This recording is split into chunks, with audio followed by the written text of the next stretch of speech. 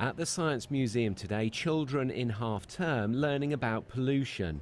In a busy city, air quality is a concern for parents, especially on the school run. Parents leaving their cars on when they drop their kids, even for that 1 minute, it affects us because the fumes are just coming out in front of our door. Oh, I think a lot more could be done, definitely. I mean, the technology is out there. There's a lot more electric cars, there's a lot more alternatives that we could be taking. So I think a lot more could be done. To find out how much pollution children are exposed to, pupils have been wearing these pollution measuring backpacks. Data found that on the school run, pupils were exposed to 5 times higher concentrations of pollution compared to being at school.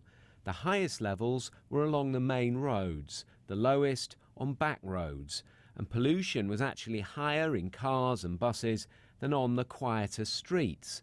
And parents who drive to school can contribute to poor air quality. For 2 weeks, I wore one of the backpacks around London. The results were similar.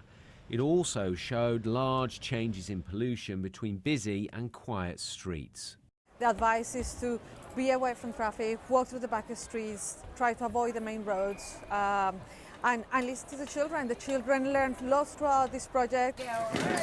Many schools are now banning vehicles in the streets around them, although walking and cycling isn't practical for everyone, and some parents have concerns about road safety.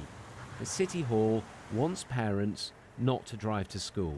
We know that if you're driving to school, you're causing and contributing to the pollution as well as suffering from it. If you're in your car, you're exposed, and this report shows you that you and your children, if you're sitting in that car, are exposed to that pollution, which is harming your health. End of the school run then? There's always going to be a school run, but there are better ways of getting there. And researchers hope that the results from these backpacks will make people think twice about how they get their children to school. Tom Edwards, BBC London.